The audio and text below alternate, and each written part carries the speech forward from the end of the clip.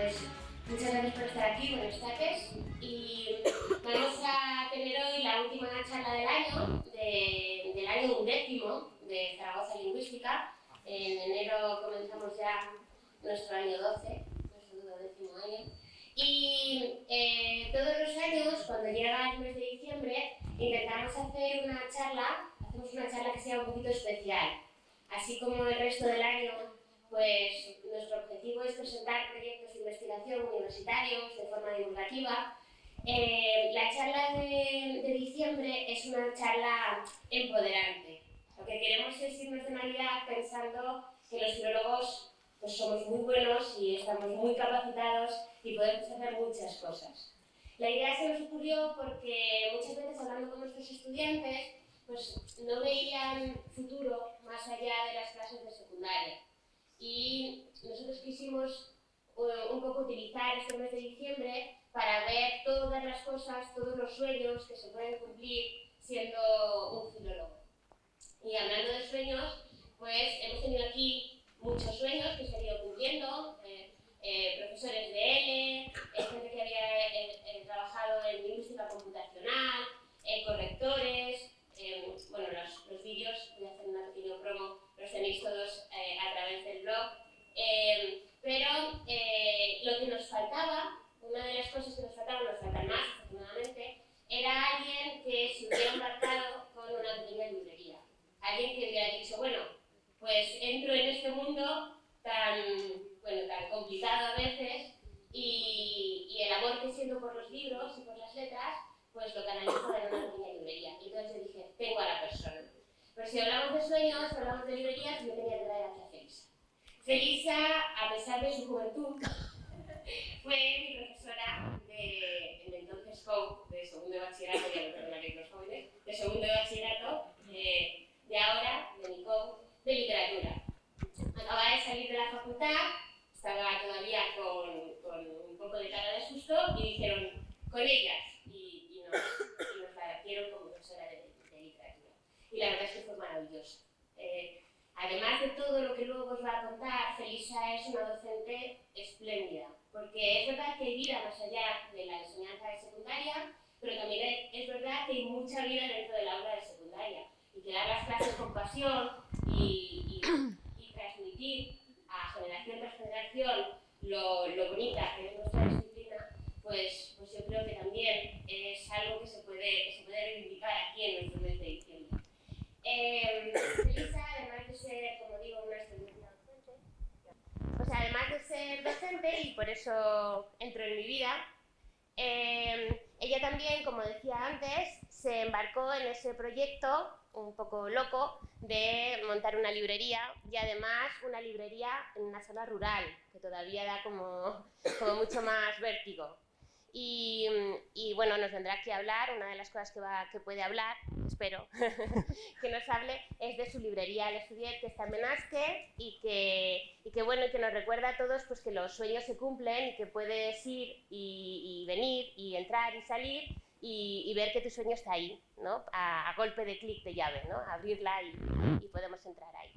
Pero más allá de eso, como Felisa es de las mías y no puede estar quieta y tiene que ir cumpliendo más sueños, ¿no? A medida que uno cumple sueños, pues se le ocurren más sueños que cumplir, pues entonces se embarcó en un proyecto maravilloso de iniciación a la lectura, en el que combina muy bien esta pasión de la lectura con el mundo rural y el mundo del Pirineo. Eso desembocó en una tesis, pero como la tesis no es suficiente, pues ha desembocado también en la aplicación práctica y en el proyecto práctico de la tesis. De todo esto y de mucho más es de lo que vamos a tener la suerte de oír hablar a Felisa esta tarde. Así que os dejo con ella. Muchas gracias por venir, no sabéis lo emocionada que estoy. y bueno, son tuyos. Gracias.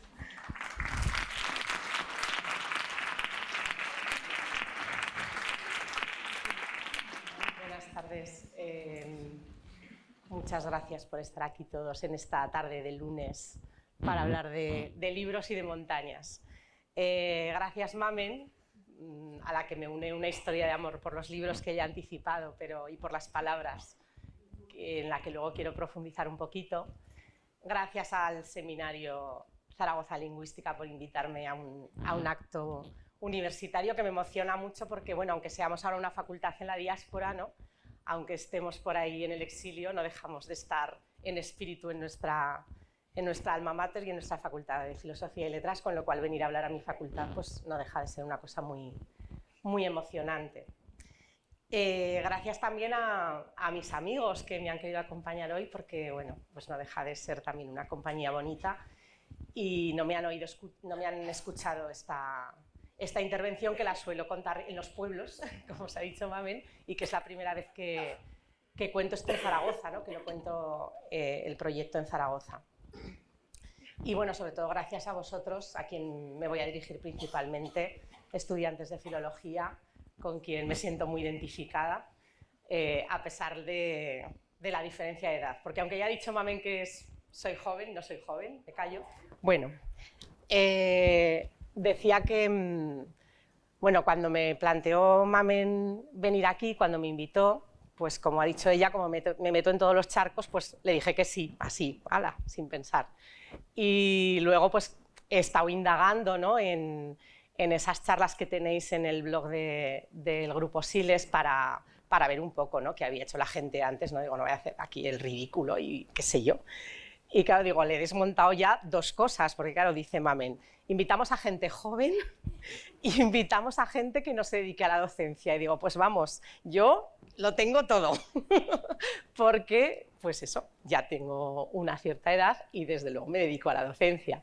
Pero bueno, ya se sabe que de los defectos hay que hacer virtudes, así que voy a darle la vuelta a la cosa. Y en primer lugar, le decía a Mamen, voy a hacer un alegato de la profesión docente, porque me parece que es una vocación maravillosa y porque me da un poco de pena cuando a mí me pasó, o sea, que decir que seguro que a vosotros os ha pasado, alguien incluso dentro del mundo de las letras y que tú consideras que le tiene que parecer muy bien que te dediques a ser profesor, te dice, ah, pero vas a estudiar filología, pues entonces solo podrás ser profesor.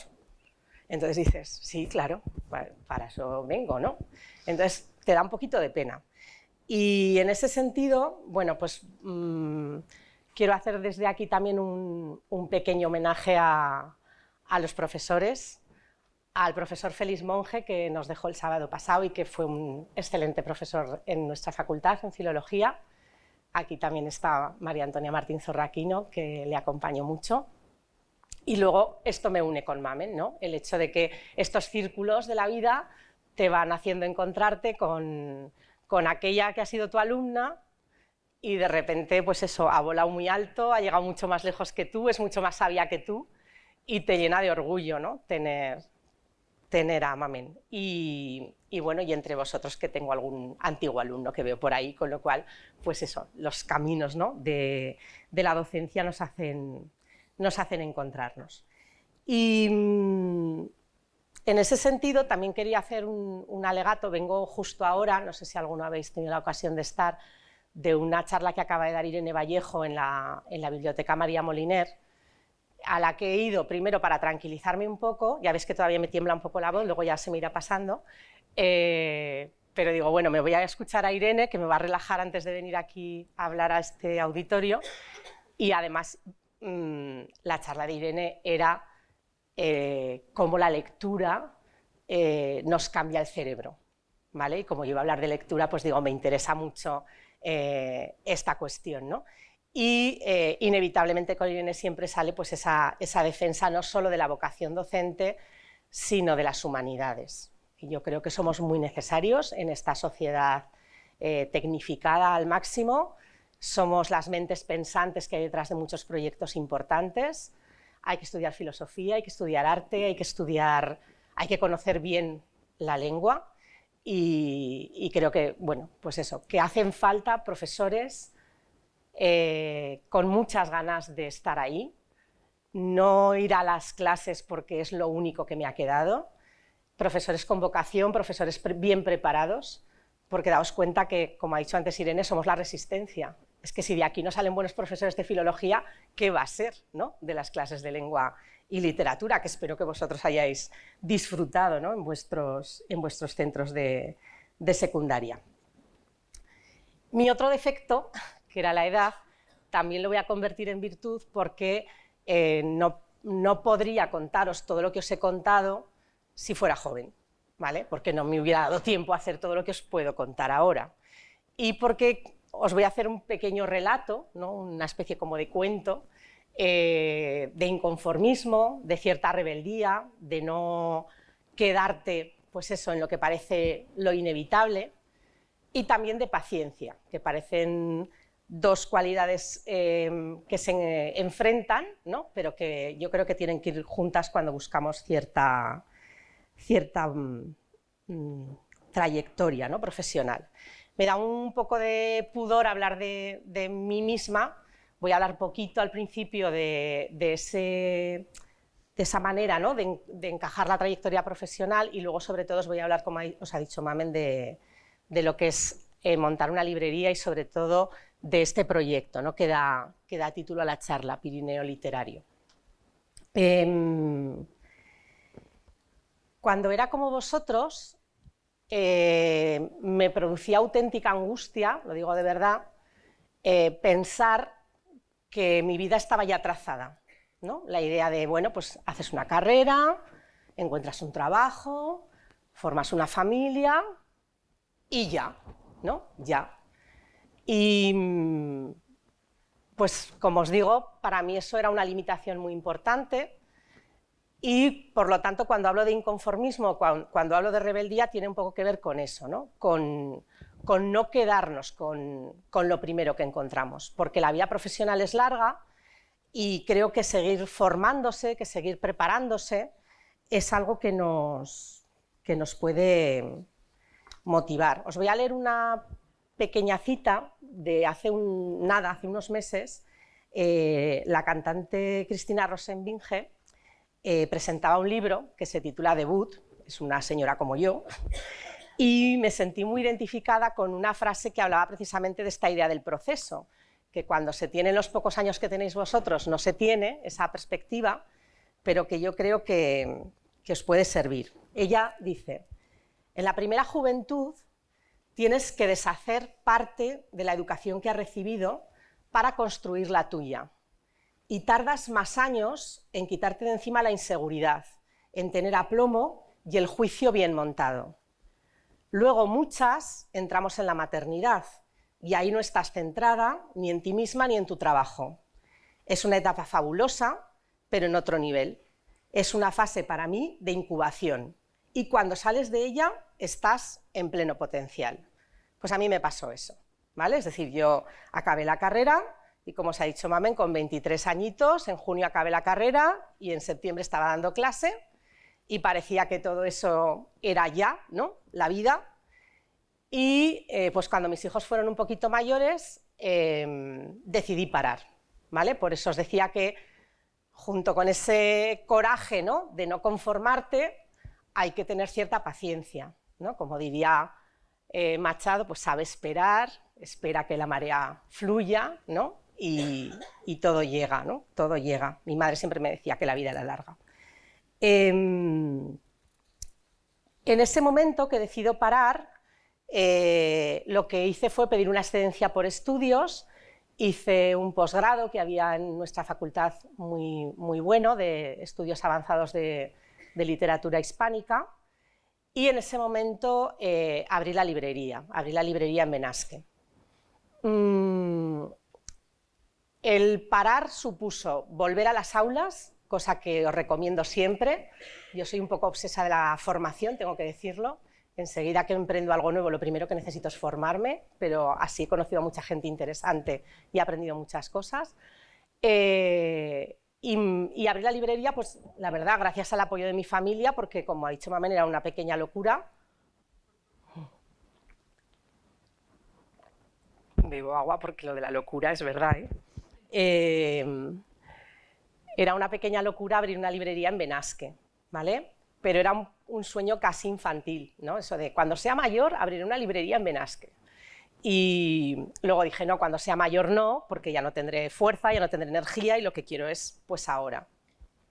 Y entonces, bueno, pues estuve ese año con ese proyecto que fue un proyecto maravilloso mientras estuvo en proceso. Antes he visto por ahí entrar al arquitecto de mi proyecto, porque rehabilitamos unas antiguas cuadras de una casa pirenaica y lo convertimos en un espacio mágico que ahora vais a ver.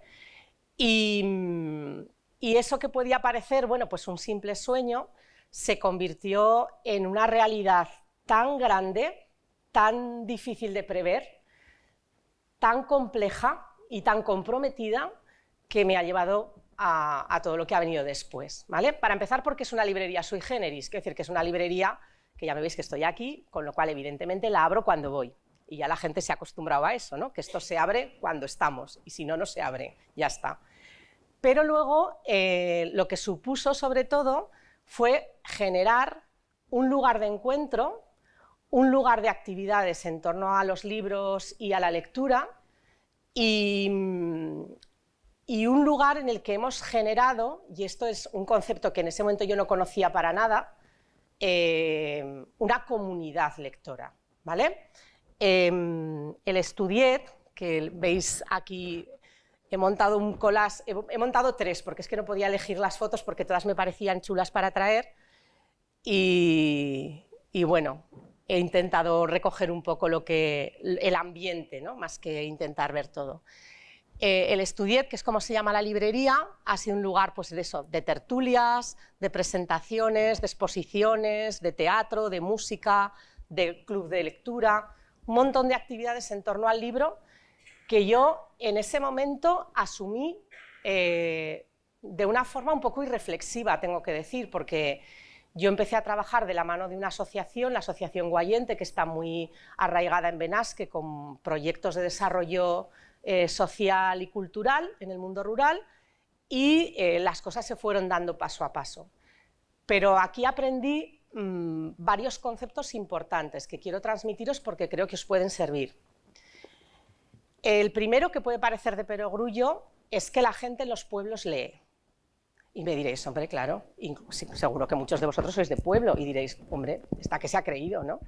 Pero, ¿qué es lo que pasa? Y claro, cuando tú abres un sitio así, en un sitio turístico, la idea parece que tiene que ser que la gente que viene de fuera, toda esa afluencia turística, es la que va a comprarte el libro, y la gente del pueblo igual va a vivir un poco ajena a todo esto, ¿no? En un sitio donde no hay una librería en 60 kilómetros a la redonda y donde la biblioteca municipal pues es un pequeño antro, ¿no? Pues dices, pues aquí la gente no leerá, ¿no?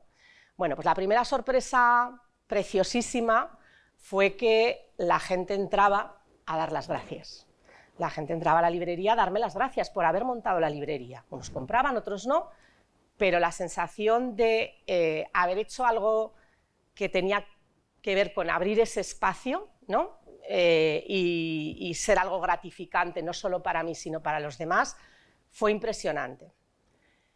Lo otro que aprendí, y que me parece que también es básico para poder luego desarrollar el proyecto que os voy a contar, es lo que os contaba de la idea de una comunidad lectora. Fijaos la cantidad de cosas que hemos hecho con niños, con mayores, en grupo. Hemos traído a gente súper interesante. Ahí está Félix Romeo, Vila Matas, está aquí Luz García Montero, Rafael Bardají, que igual os da clase alguno.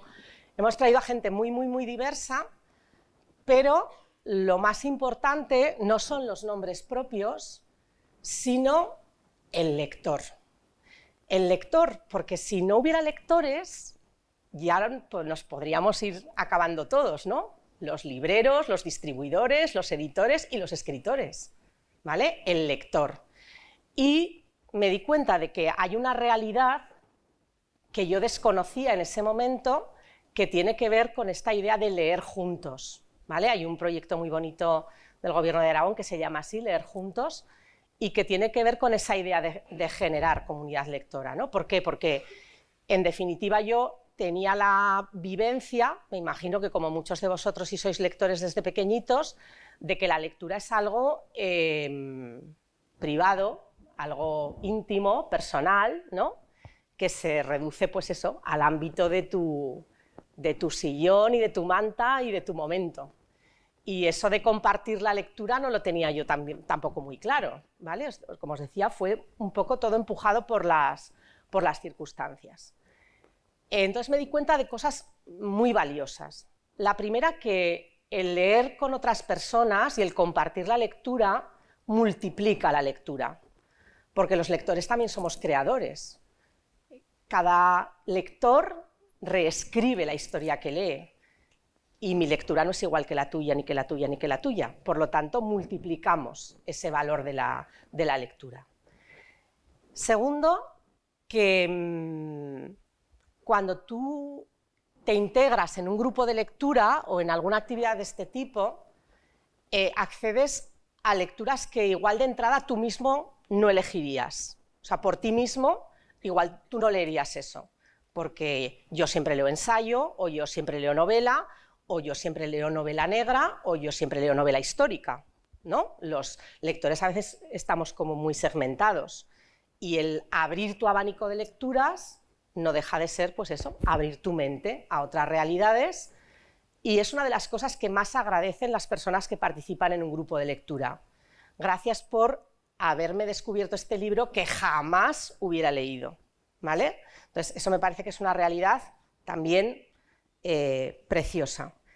Y la otra cuestión que aprendí en ese momento y que tiene que ver también con el proyecto posterior es que cuando tú te unes en torno a un libro, estás compartiendo cosas muy íntimas, porque la lectura provoca que salga de nosotros una reflexión o una intuición o un sentimiento que igual de entrada acabas compartiendo no precisamente con tu círculo más cercano, sino con tu grupo de lectura. Con lo cual, el grupo de lectura es un elemento de integración social muy importante, un elemento de acogida en una nueva comunidad. Por ejemplo, en Benasque ha pasado mucho que el grupo de lectura ha supuesto eso, que gente que venía nueva a vivir al pueblo, su manera de conocerse, claro que puedes ir a tomarte unas cañas al bar y conocer a gente tomándote unas cañas, ¿verdad? Pero fijaos el nivel, ¿no?, de integración que os estoy contando, mucho más profundo, mucho más desde otro plano de valores, se da en el grupo de lectura. Gente que dice, ah, hay un grupo de lectura, me apunto, ¿vale? Con lo cual, ya os digo que esto se hizo muy grande y mucho más grande de lo que yo podía imaginar, pero también tengo que reconocer que nunca le hubiera dado todo el valor que le he podido dar si no hubiera sido por haber encontrado a una directora de tesis maravillosa, que es la profesora Carmen Agustín, también de esta universidad, del Departamento de Ciencias de la Información y la Documentación. Porque también un poco, pues eso, sin comerlo ni beberlo, luego si me preguntáis igual os lo cuento más para no extenderme ahora en esto, me encontré en el despacho de Carmen Agustín hablando de una posible tesis sobre la animación a la lectura. Entonces, bueno, si visteis el resumen de la charla, la primera cosa que yo le dije, pero bueno, ¿cómo que la animación a la lectura es algo que tiene una categoría profesional? ¿O cómo que la animación a la lectura se investiga? ¿No? Porque para mí también fue un descubrimiento. Y ella me dijo, bueno, tú vete y piensa, pero yo creo que toda tu vida has hecho esto y que si haces una tesis, esto estaría muy bien. Y yo, que soy un poco cabezota, pues volví y se lo puse un poco difícil porque le dije, sí, sí, muy bien, yo quiero hacer animación a la lectura, pero en el mundo rural. Claro, nosotros tenemos un canon cultural absolutamente urbanita, y entonces eso de irnos al mundo rural a hablar de animación a la lectura parece un poco exótico, tan exótico como nos lo pinta aquí el amigo Forges, ¿no? Esto de vivir en un pueblo es un poco locura. Y con todo esto, que como todos los tópicos tiene su fondo de verdad, se trataba un poco de deshacer el tópico, Carmen tuvo la valentía, primero, de decirme sí, adelante, porque no se hace esto. Siempre que se estudia esta realidad, efectivamente se estudia en un ámbito académico o en un entorno cultural determinado o en un grupo sociocultural, ¿vale? Esto del mundo rural nos excede. Tengo la gratitud de que ella me pusiera en la pista de investigar sobre rutas literarias, algo que en ese momento para mí era también muy desconocido, no como usuaria, pero sí como algo consciente. De hecho, yo, pues eso, aquí hay alumnos míos a los que me llevaba a Soria y los he paseado por una ruta de Machado mucho antes de que estuviera perfectamente institucionalizada como ahora, que se institucionalizó en el año 2007 a partir del centenario de la llegada de Machado a Soria, pero yo los llevaba al Espino, los llevaba a San Chaturio, los llevaba al instituto, estaba haciendo una ruta literaria sin ponerle ese nombre, ¿vale? Pero ya me dijo, las rutas literarias como forma de animación a la lectura te pueden dar muchísimo juego. Y por último, le tengo que agradecer el que, claro, cuando dices mundo rural, inmediatamente después tienes que acotar y dices, bueno, pero mundo rural, ¿qué mundo rural? Aragón, es que no me apetecía nada, porque esto así tan localista no me gusta. Yo quería algo más grande. Y entonces me dijo, no, mujer, Pirineo. Digo, claro, Benasque, Pirineo, ¿de qué lo voy a hacer, no? Y entonces realmente, claro, Pirineo es un ámbito enorme que va desde el Cantábrico hasta el Mediterráneo, que tiene que ver con lo transfronterizo, que abarca una unidad, pero que a la vez es muy múltiple, ¿no? Y por lo tanto, bueno, fue maravilloso. No voy a hablar de la tesis porque voy a contaros la tesis a la vez que el proyecto, porque como ha dicho Mamen, mientras estaba haciendo la tesis, sentía que estaba acumulando tal tesoro de información que no me podía guardar aquello, ¿vale? Que se podía quedar, es verdad, pues en una cosa académica que consultaran 4 que investigan sobre esto, ¿no? 4 piraos como nosotros, pero yo, es que aquello me parecía muy valioso para la gente, ¿vale? Con lo cual decidí de mi tesis, que esta es la portada, Rutas literarias en el Pirineo Sur, promoción de la lectura, patrimonio literario y medio rural, hacer otra cosa, ¿vale? Hacer un proyecto que se llama Pirineo Literario, donde está presente la animación, la promoción a la lectura, está presente el patrimonio literario, como ahora os voy a explicar, y está presente algo que tiene directamente que ver con lo que hablábamos al principio para vosotros, que es también el alentaros a emprender cosas nuevas, cosas que no existen. Yo creo que precisamente la creatividad es algo que nos caracteriza a la gente que estamos vinculada a la lectura y a las humanidades. Entonces, bueno, inventarte algo diferente y en conexión con algo que para mí es muy importante, porque mis raíces familiares están en Benasque, que tiene que ver con el desarrollo del territorio, ¿vale? Ese medio rural ya se concreta en algo más preciso. En ese momento, todo ese cúmulo de cosas que yo tenía en la cabeza, lo que hice fue recurrir a una persona que me pudiera ayudar a darle aspecto de que eso podía ser sostenible y de que realmente se podía concretar, ¿no? Y no ser solamente una especie como de nebulosa, ¿no? en mi cabeza. Y entonces, bueno, pues hablé con Aurelio García, que es el director de SNEPI, que es la Escuela de Negocios del Pirineo, y que es otro loco como yo en el sentido de, bueno, de que no le arredra nada y que siempre está buscando proyectos pues, para mejorar la vida de la gente. Y le dije, tengo esta idea, me parece una idea buenísima, pero no sé cómo convertirla en una realidad que sea sostenible, como decía. Y entonces, bueno, pues él me animó, y por eso tenéis ahí todos esos logos, a montar un proyecto cooperativo, porque la idea era que nos daban una ayuda europea en el Centro de Desarrollo Rural del Sobrarbe y Ribagorza, a un proyecto de cooperación que tuviera que ver, pues eso, con el desarrollo del territorio, ¿sí? Y bueno, ya veis que es muy poética la entrada, ¿no? Ese caminantes lectores, porque la idea era volcar, ¿no? Toda esa información de la tesis a algo que se pudiera llevar a cabo en el territorio. Y la idea de andar y leer, que también la puse en el resumen, para mí era clave, porque ya os digo, como experiencia vital, más allá de lo profesional, caminar de la mano de un libro, recorrer los paisajes de una novela o los paisajes que han inspirado a un autor o los paisajes vinculados a su vida, ¿no? Te cambia también la perspectiva de la lectura. No es lo mismo leer La lluvia amarilla de Llamazares e ir andando de Oliván a Inielle que no haberlo hecho. Y no es lo mismo hacer ese recorrido y volver a casa y volver a leer La lluvia amarilla, ¿vale? Vuelve a ser otra vez, ¿no?, una perspectiva diferente de lo que es la lectura. Y entonces nos inventamos Pirineo Literario, que a ver si sale, porque os quería enseñar este logo tan chulo.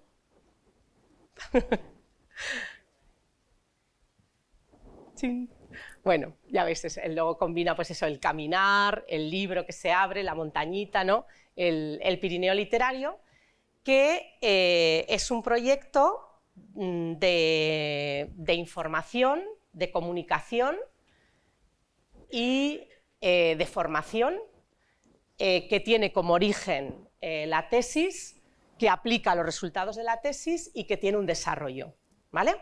Y eso es lo que os voy a contar.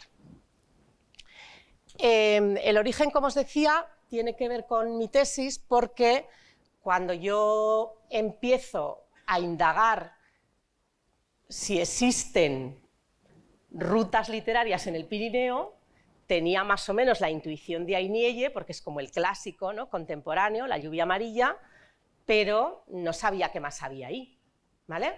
Entonces la idea de encontrarlas, de censarlas, de describirlas, era el primer paso. Y también de tipificarlas, de clasificarlas. Yo lo que hice fue patearme el Pirineo entero, lo recorrí del Cantábrico al Mediterráneo en distintos fines de semana y en distintos momentos. Luego los profesores del tribunal decían, qué bien te lo has pasado en esta tesis. No digo, pues sí, ¿para qué voy a mentir? Me lo he pasado muy bien haciendo todo ese trabajo de campo. Y llegué a censar 15 experiencias de lectura que clasifiqué no solo como rutas, sino también como destinos y como paisajes. La ruta se entiende que es un recorrido, ¿vale?, pero el paisaje es un lugar para la contemplación, pues la Maladeta, el Canigó, y el destino es un lugar al que llegas, Canfranc, Roncesvalles. Y lo que vi claramente era que es verdad que la gente sale de casa buscando ese paisaje. Los que leemos, en un momento dado nos sentimos totalmente motivados. Pensad en experiencias cercanas y comerciales que igual seguro que alguno habéis vivido, pues por ejemplo la ruta del Baztán. No sé si habéis leído El guardián invisible de Dolores Redondo. Bueno, pues en Elizondo hay una ruta perfectamente trazada y muy valiosa que tiene que ver con esa idea de la animación a la lectura. ¿Por qué? Porque tú puedes hacer la ruta habiendo leído El guardián invisible y entonces reconoces esos lugares, pero también puedes hacer la ruta sin haber leído e inevitablemente la ruta te lleva a la lectura. Es un viaje de ida y vuelta. Entonces, en ese sentido, bueno, no me extiendo más porque estaría horas hablando de esto, pero la animación a la lectura era el núcleo, ¿sí? ¿Qué pasa? Que en el momento en que tú acotas un territorio, te encuentras con la palabra patrimonio. Y también para mí era un concepto nuevo, porque claro, cuando hablamos de patrimonio, pues hablamos de patrimonio arquitectónico o hablamos de patrimonio arqueológico, ¿vale? Pero hablar de patrimonio literario es entrar en algo bastante intangible. Y ahí empecé a manejar el concepto de patrimonio inmaterial, que es un concepto reconocido por la UNESCO, pero que yo tampoco había trabajado sobre él. Y fijaos que hablamos de intangible porque las historias son intangibles, pero además en un territorio rural las historias muchas veces proceden de la tradición oral, con lo cual todavía es más clara la idea esa de un patrimonio inmaterial. Un patrimonio inmaterial que, como todo patrimonio, porque tiene que ver con lo que somos, ¿no?, merece la pena proteger y merece la pena conocer y merece la pena difundir. Con lo cual ahí tenía como otra pata, ¿no?, de la investigación. Pero la tercera clave es que me di cuenta que en los lugares en los que se hacía este tipo de iniciativas se iban generando una serie de experiencias que provocaban situaciones de desarrollo del territorio, o bien porque generaban empleo, o bien porque en torno a la propia ruta, pues lógicamente quien va a hacer una ruta tiene otras aficiones, ¿no? También come, con lo cual está pues todo el elemento gastronómico, también le puede gustar hacer la ruta simplemente por deporte, el senderismo, muchos otros elementos que tienen que ver con el ocio, con el tiempo libre, y que en estos lugares de montaña perdidos tienen mucho sentido. Porque si os dais cuenta, además, en los núcleos rurales, si vosotros procedéis de algún núcleo rural, ahora que está tan de moda todo lo de la despoblación y la España vacía, etcétera, etcétera, se suele dar el hecho de que se concentra mucha población en determinados lugares y en determinados momentos. Y el promover este tipo de experiencias lectoras lleva, por un lado, a que la gente visite otros pueblos que no son los habitualmente visitados, los pueblos pequeños y no tan turísticos, y a que lo haga además fuera de las temporadas habituales que son el verano y el invierno, ¿vale? Lo que se llama desestacionalizar, y promover pues, que en unas estaciones tan bonitas como la primavera y el otoño, ¿no?, se pueda hacer otras cosas diferentes, ¿no?, a ese tipo de turismo como muy ligado al consumo, ¿no? Empecé a manejar otros conceptos que tampoco conocía, por ejemplo, todo lo que supone el turismo sostenible, la idea de que quizá nos tengamos que plantear en este mundo en el que vivimos que también nuestra forma de turismo ligada siempre al consumo no es demasiado sostenible, tanto para los que vamos a los sitios como para los que viven en esos lugares. Y empecé a trabajar con conceptos como el de turismo naranja, que está vinculado a la economía naranja. El naranja ya sabéis que es el color de la creatividad, el color de la imaginación, el color de la inteligencia, y ahora que se pone colores para todo, pues se está hablando sobre todo en Hispanoamérica mucho de la economía naranja, que tiene que ver todo lo que se genera a través de las industrias culturales, que es una forma de riqueza que también tenemos en las sociedades, y la industria cultural es importante. Con lo cual, fijaos que iban saliendo como muchas cosas muy, muy, muy interesantes y que me motivaban a seguir.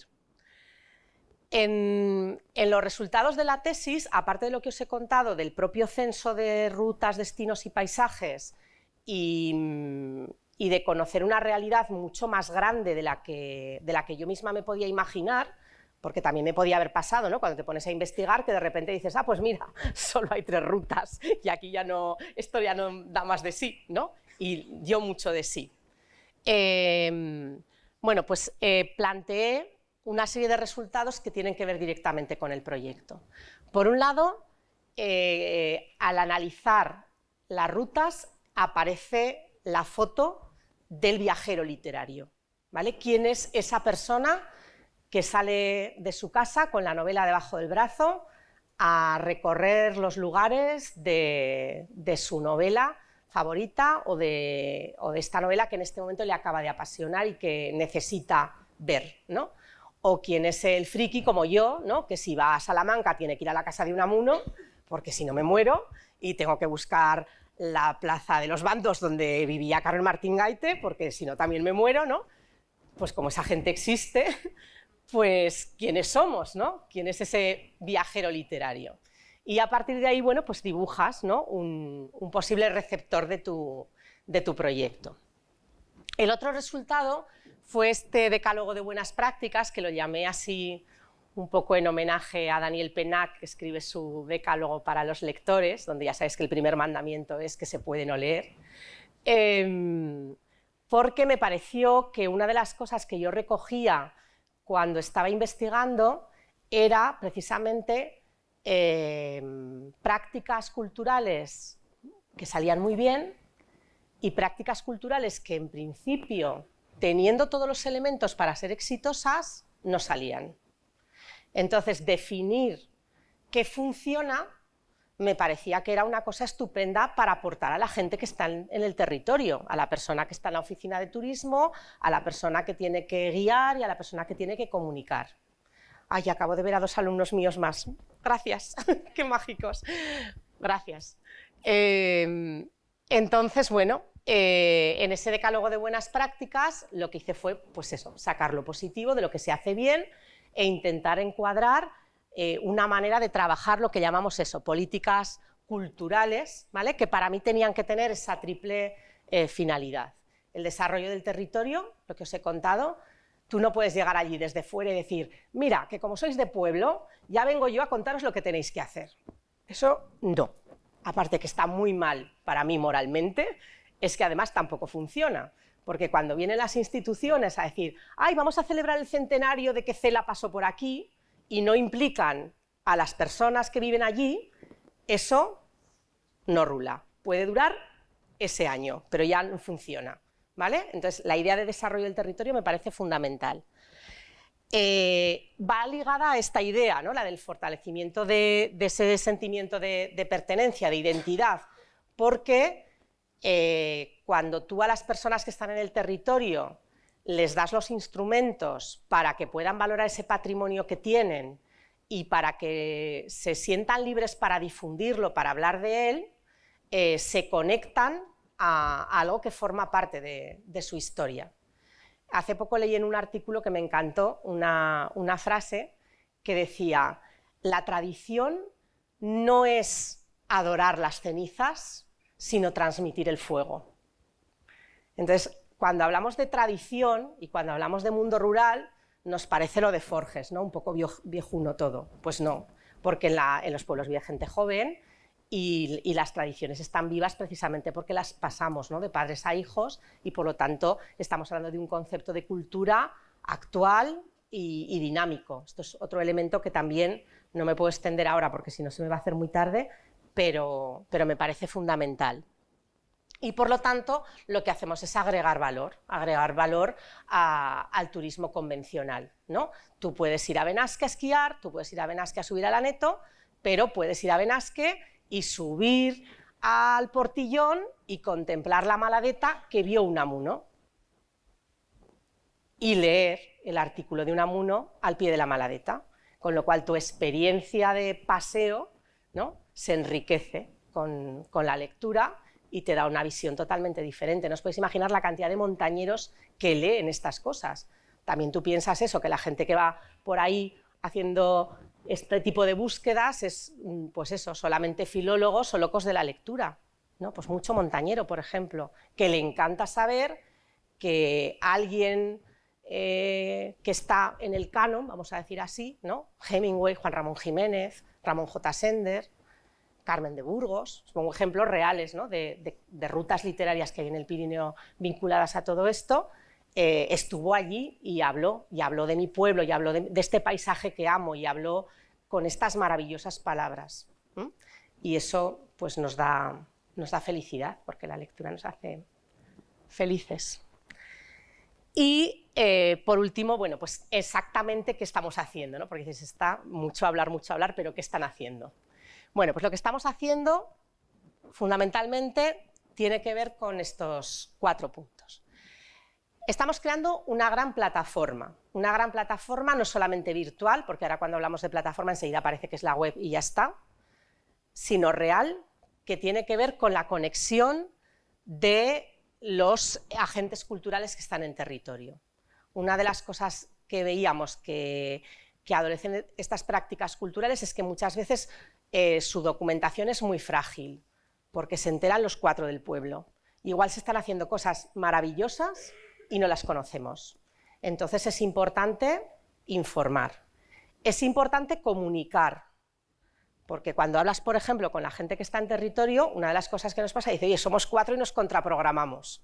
Os puedo asegurar que en verano en Benasque los jueves a las 7 de la tarde hay 20 cosas. Y dices, chico, estamos 4, las podíamos hacer en distintos días y en distintas horas, ¿no? Pues esa comunicación para generar red, para aprovechar energías, ¿no? Para crear sinergias, esto que está tan de moda decir ahora, y para mí fundamental, ya os he dicho antes que soy un poco pesadita con la formación, para formar a la gente que está en territorio, porque da mucha pena a veces, pues eso, que te encuentras con personas que son técnicos de turismo, que son personas que están en las garitas estas de información turística, y que vas y les preguntas cosas que les acabas informando tú a ellos, pero claro, que se quedan como diciendo, oye, esto a mí ¿por qué no me lo ha contado nadie?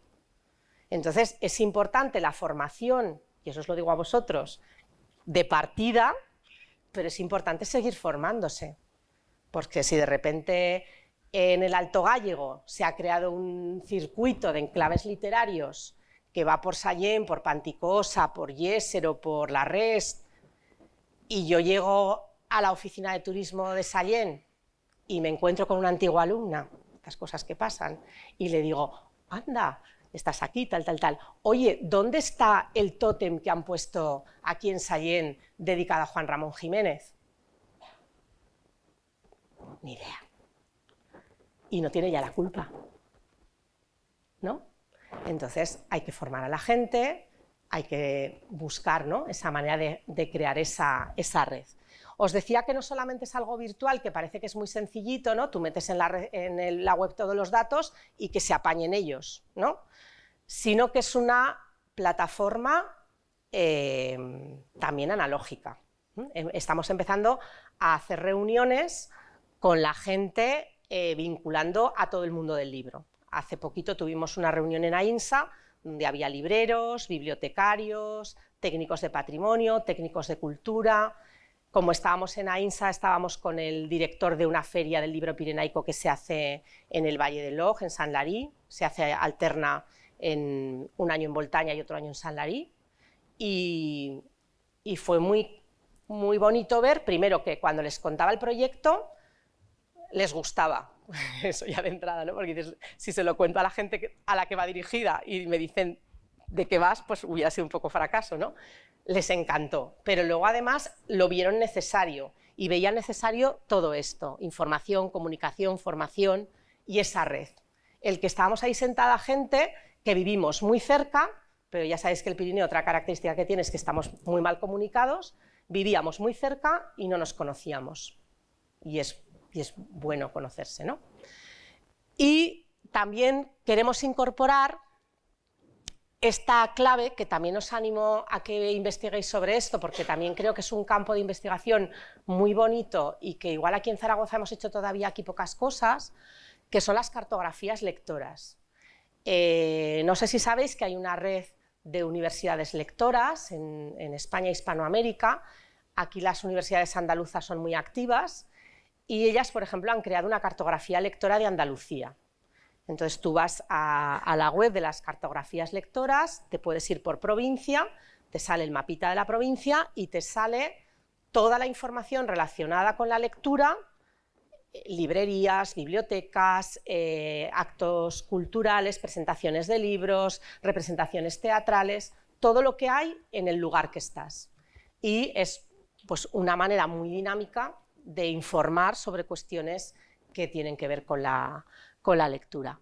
Y por último, pues lo que os he hablado de las experiencias de lectura que crean comunidad, que yo enlazo con la librería porque es desde donde yo partí, pero que es lo que vemos que realmente funciona. El hecho de que se generan vínculos personales que fructifican a lo largo del tiempo. Os voy a poner un ejemplo bonito. Nosotros montamos todos los veranos unas tertulias literarias en la librería. La gente que viene acaba siendo ya amiga, porque vienen todos los veranos. Y la gente que viene nueva se incorpora a esa comunidad lectora.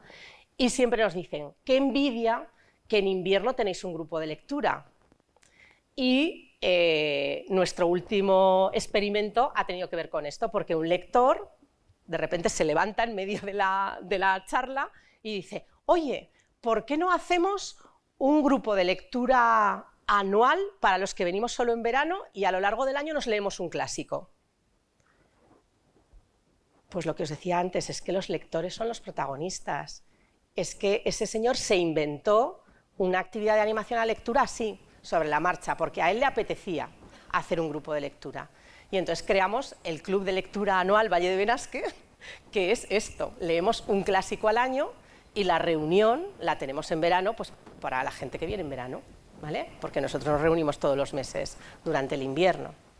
Entonces, ya os digo que la imaginación, la creatividad, las posibilidades son miles y que bueno, pues que es un mundo apasionante que espero, bueno, que de alguna manera os haya resultado atractivo, interesante y que puedo completar si queréis preguntarme cualquier cosa. Muchas gracias.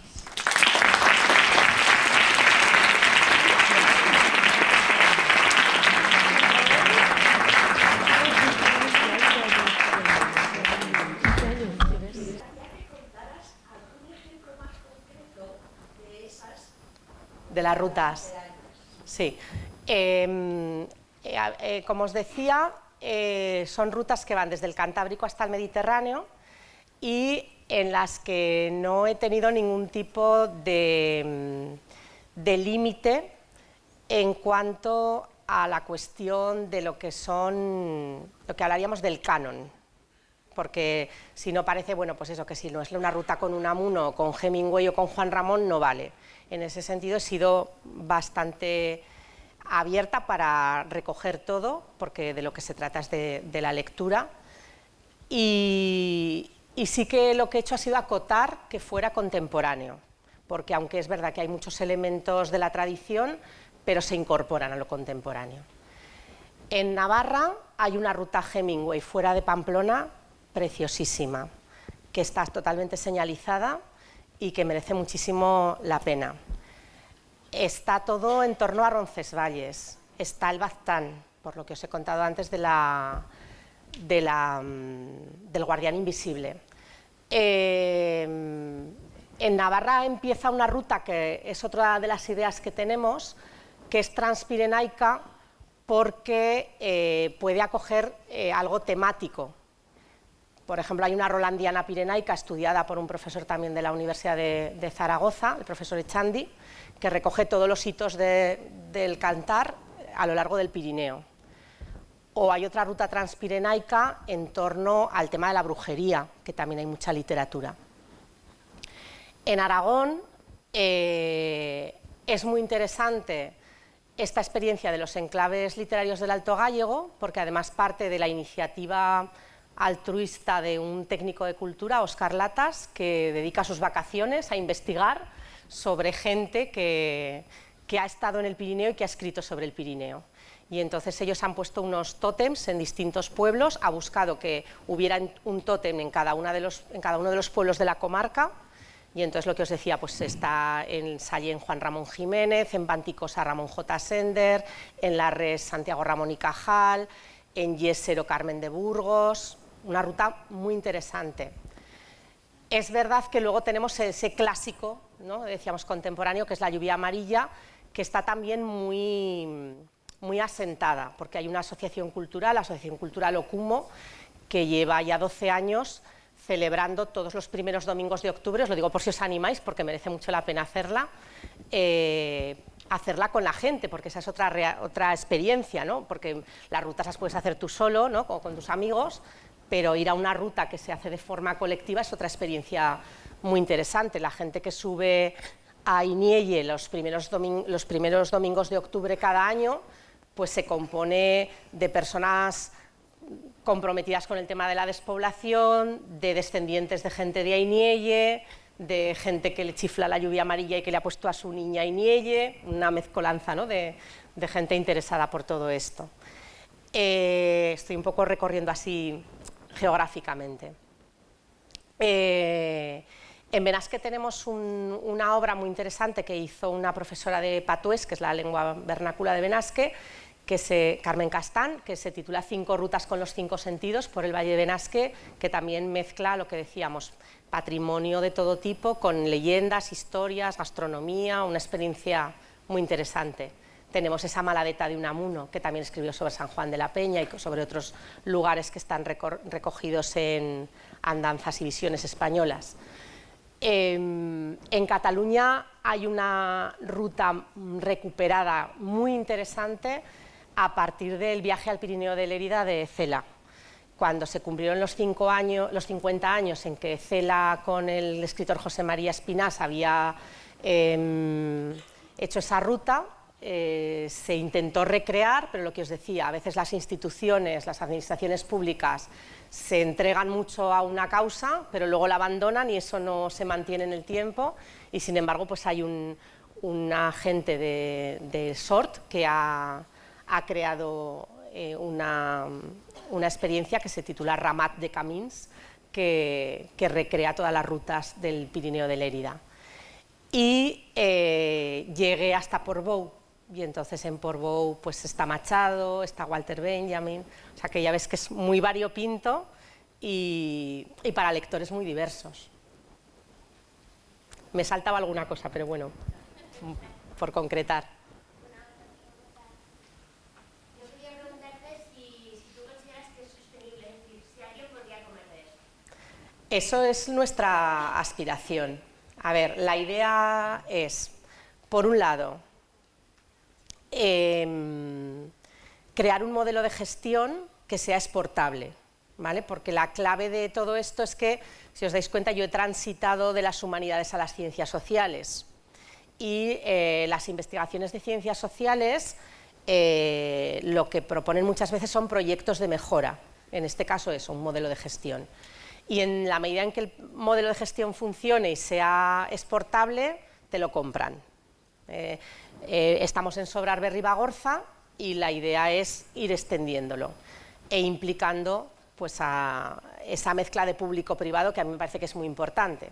No aspirar a que todo venga de la administración, pero que la administración te apoye. Es decir, que haya iniciativas que partan de la sociedad, que yo creo que es de donde tienen que partir, pero que luego haya un apoyo, ¿no? Entonces, en ese sentido, creemos que el modelo es sostenible porque ha sido muy bien recibido por las personas que están ya en terreno.